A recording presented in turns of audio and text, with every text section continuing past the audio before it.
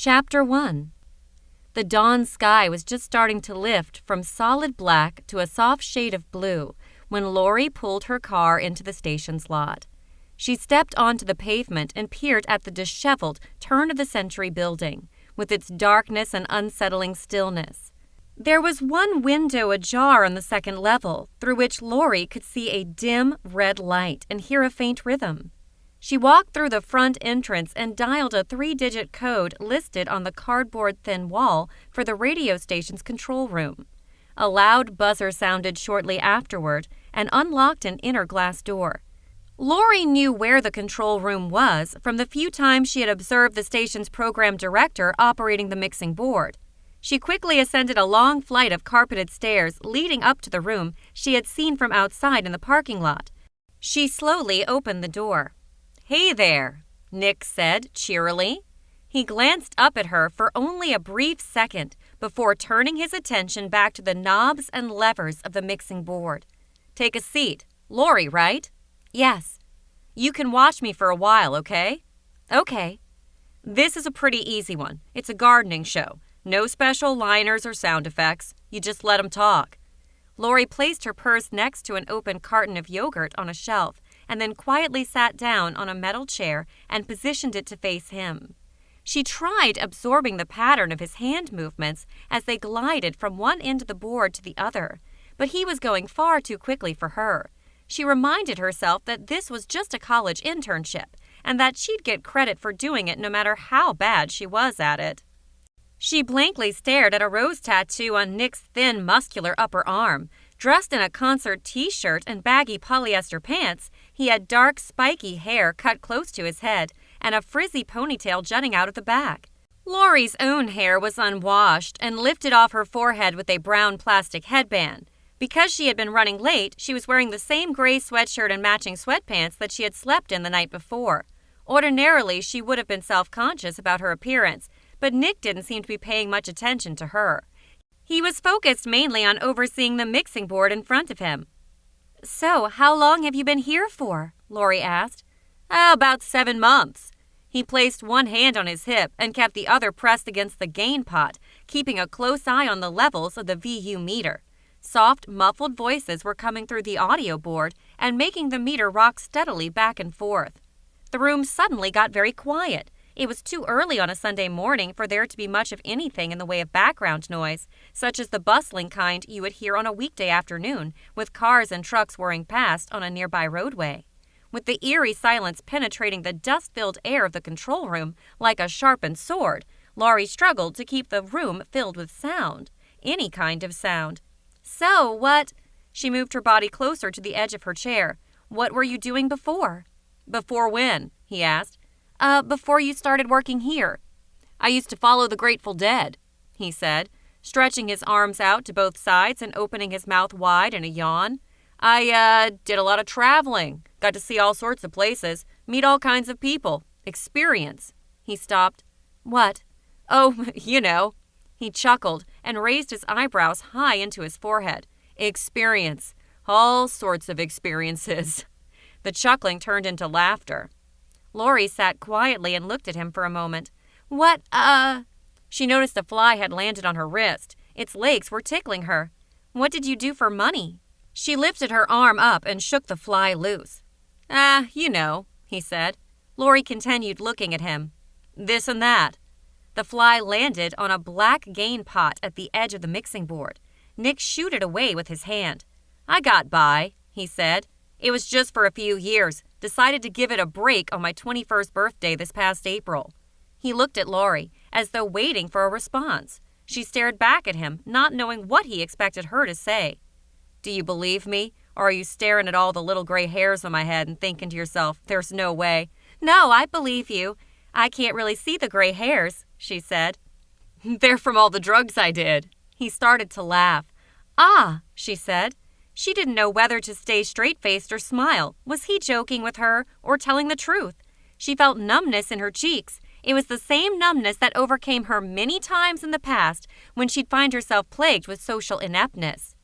"So, He brought the microphone pot down with his thumb and forefinger and raised another pot up that brought a hillbilly banjo duet to air. With his fingers on one hand lightly touching the surface of the pot, he pressed down on the keys of a nearby computer with his other hand. "What about you?" he asked. "What is this for you, an internship? You in school?" "I go to Springfield U," Lori said, watching as he lowered the theme from Deliverance just in time for the first commercial spot to be played. She wondered how he could time everything so perfectly and still be able to concentrate on talking to her.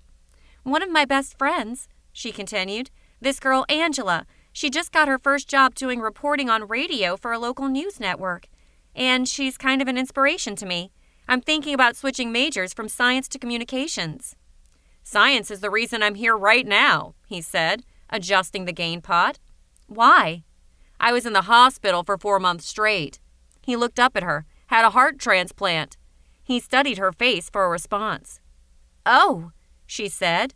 She nervously glanced away from him and tried to find something to focus her gaze on that would help her to take the news in better.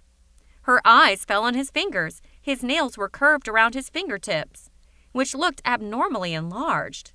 He noticed where her fingers had fallen. "What?" he asked. Your fingers," she said. "They just look, yeah." He let out a strained laugh. "It's a part of my condition." Her eyes fell to the floor. The words faux pas flashed in neon pink in front of her.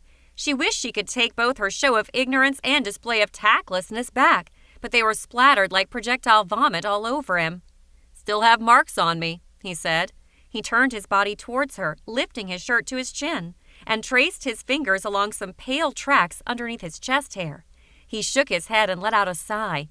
"I remember feeling so tired for so long. Used to get out of breath really easily. I'm feeling so much better now." I'm glad." "All 'cause of science. Gave me a second chance here." Up until then, Lori had been following in the footsteps of her older brother, a graduate student in the biochemistry department on the Central Springfield campus. She had been mesmerized by all that he had been learning over the years, and she marveled at his unyielding energy and the long hours he'd dedicate to the laboratory.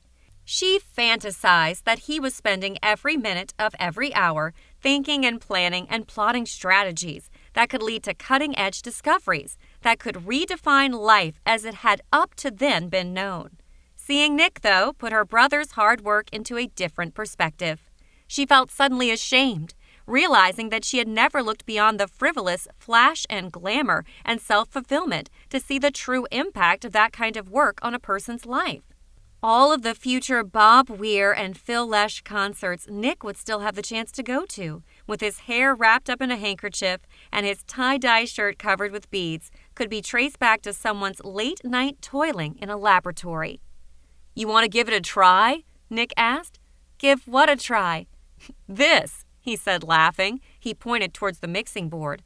"Oh!"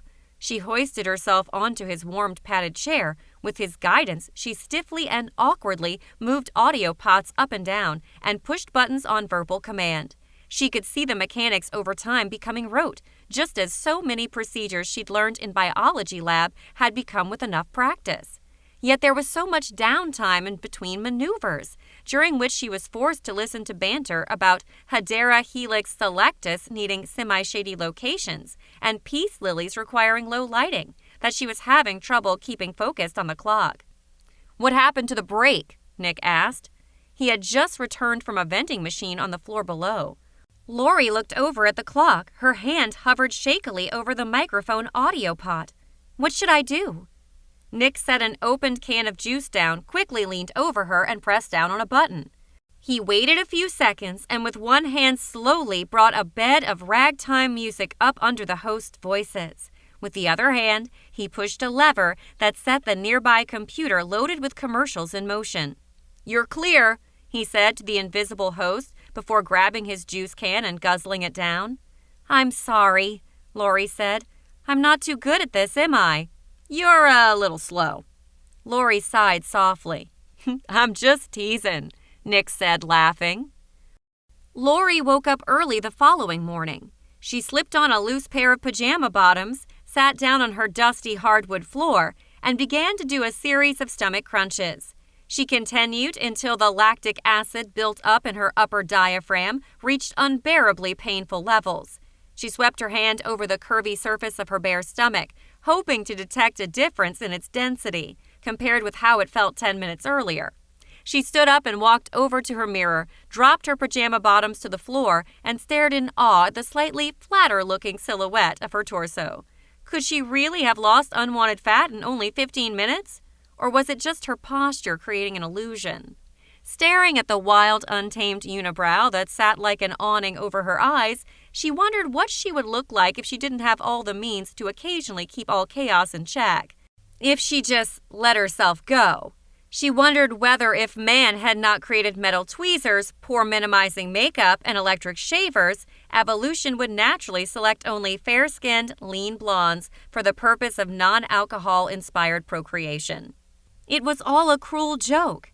This sudden turn her body had taken just as she was finally starting to recover from the long-term repercussions of her adolescence. When her nose had shadowed her entire face, and her fragile sense of self was particularly vulnerable to the verbal ice-pick slayings typical of her unhinged Third Reich contemporaries.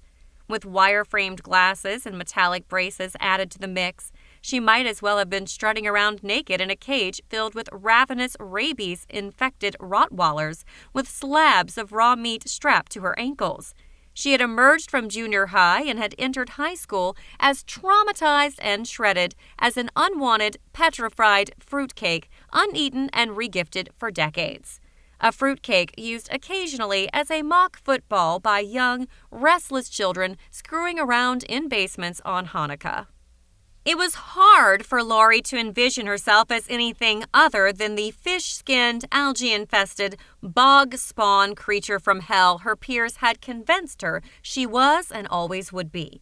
And, not being able to see herself differently from how others had once seen her, she was left to wonder who in his right mind would want her.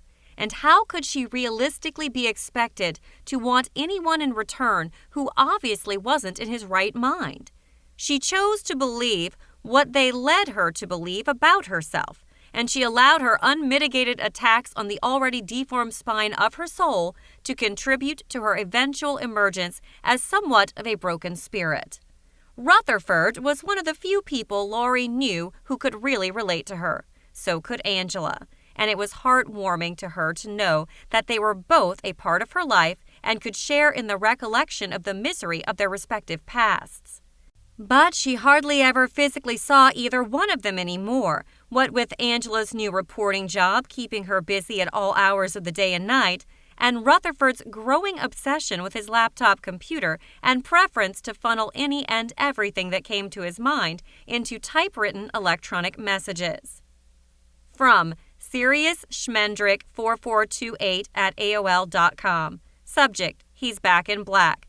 To Laurie Solomon 6697 at yahoo.com. Dearest Laurie, I don't know if you remember or not, but when I was about 13 or 14, people would make my life miserable because I had braces and acne. I doubt if you know the social horror and futility of weighing 320, or was it 330 pounds. I had a stretch of time where 6 straight girls said, no thanks, when I asked them out. 6 in a row. And these girls weren't exactly Victoria's Secret models either. Ugh! I'm getting ill just thinking about it. I'm a master of disguise, in case I never told you. The truth is, I've never revealed my true identity to anyone. Whenever you see me, I'm in my big white dork persona, but in actuality, I'm a shorter, skinny black guy, Rutherford, also known as the Tick.